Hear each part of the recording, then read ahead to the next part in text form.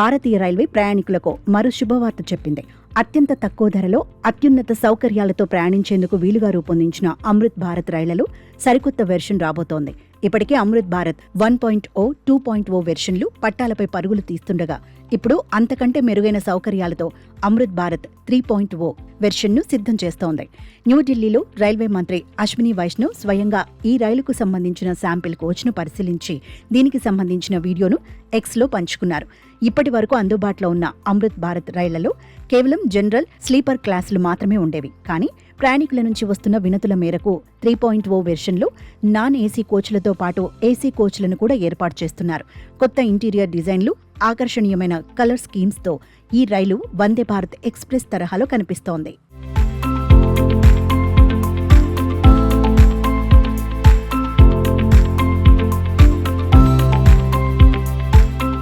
ప్రయాణికుల భద్రత, సౌకర్యాన్ని మెరుగుపరచడానికి రైల్వే శాఖ ఈసారి ప్రత్యేక దృష్టి సారించింది.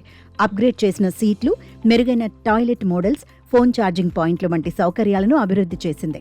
ముఖ్యంగా టాయిలెట్ల డిజైన్లో పెద్ద మార్పులు చేసి పరిశుభ్రతకు పెద్దపీట వేసింది.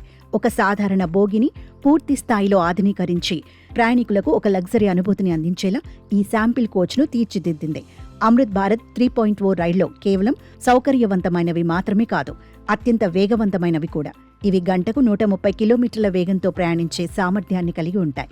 అమృత్ భారత్ 1.0, 2.0 రైళ్ల నిర్వహణలో ఎదురైన అనుభవాలను దృష్టిలో పెట్టుకుని ఏవైనా లోపాలు ఉంటే వాటిని సవరించి ఈ కొత్త వెర్షన్ను రూపొందిస్తున్నారు.